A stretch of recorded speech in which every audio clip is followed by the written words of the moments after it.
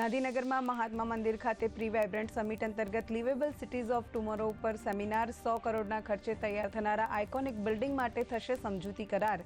Fire safety અંગે પણ થશે ચર્ચા. બપોર બાદ મુખ્યમંત્રી ભૂપેન્દ્ર પટેલ રહેશે ઉપસ્થિત.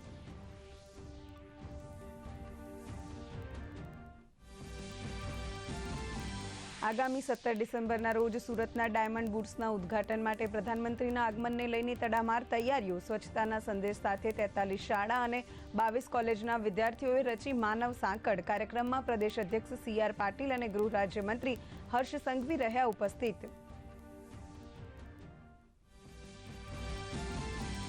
લોખંડી પુરુષ સરદાર પટેલની આજે પુણ્યતિથિ. સરદાર પટેલને તેમના વતન આણંદ ખાતે અપાઈ શ્રદ્ધાંજલિ. અખંડ ભારતના ઘડવૈયા અને PM મોદી, ગૃહમંત્રી અમિત શાહ અને મુખ્યમંત્રીએ કર્યા યાદ.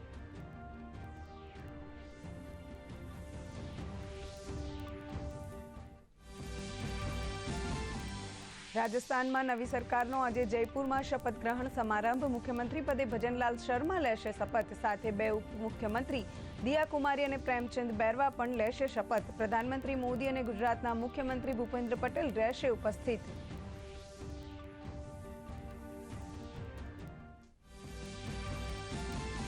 સંસદના બંને ગૃહોમાં વિપક્ષોના હોબાળાને પગલે કાર્યવાહી ખોરંભાઈ. લોકસભા અને રાજ્યસભાની સલામતીમાં ચૂકના મામલે વિપક્ષોના હોબાળાના પગલે 2 વાગ્યા સુધી સંસદની કાર્યવાહી સ્થગિત.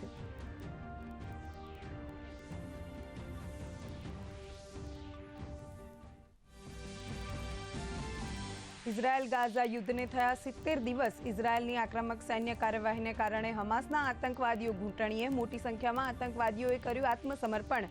ઇઝરાયેલી સેના કરી રહી છે પૂછપરછ.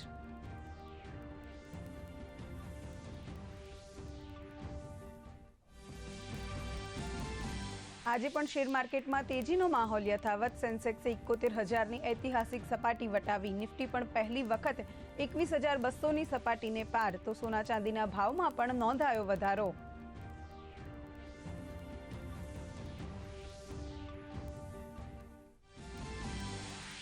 ભારત અને દક્ષિણ આફ્રિકા વચ્ચેની T20 સિરીઝની છેલ્લી મેચમાં ભારતનો 106 રને વિજય. કુલદીપ યાદવે ઝડપી 5 વિકેટો.